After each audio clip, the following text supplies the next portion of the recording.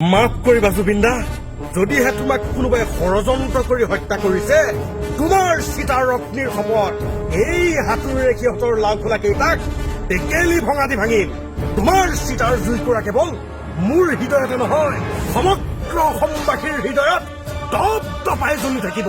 যদিহে কোনো নৰপিশাচৰ চক্ৰান্তৰ বলি হলা বুলি গম পালো, আই অসমী আৰু তোমাৰ শপত কুঁহিয়াৰ পেৰামিচত ভৰাই অন্তিম টোপাল তেজ নোলোৱালৈকে পেৰিম। সেই বিষাক্ত তেজৰ এটা টোপালো তুমি বজা এই পুণ্য অসম ভূমিত কৰিবলৈ নিদিওঁ।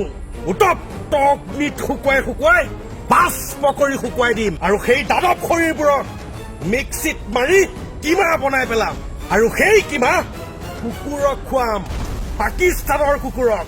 কাৰণ ভাৰতৰ কুকুৰক সিহঁতৰ কিমাবোৰ খোৱালে সিহঁতেও দেশদ্ৰোহী হৈ ভৱিষ্যতলৈ বিদ্ৰোহ কৰিব পাৰে।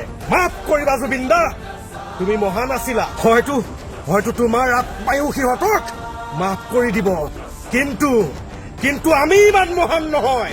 যেতিয়ালৈকে অসমীয়াৰ অন্তৰত জ্বলি থকা তোমাৰ চিতাৰ জুইকুৰাত সিহঁতৰ তেজবোৰ উতলাই উতলাই বাষ্প কৰি পেলাব নোৱাৰো, তেতিয়ালৈকে নাই শান্তিৰে খাব পাৰিম, নাই শান্তিৰে শুব পাৰিম, নাই শান্তিৰে কিবা এটা কৰিব পাৰিম।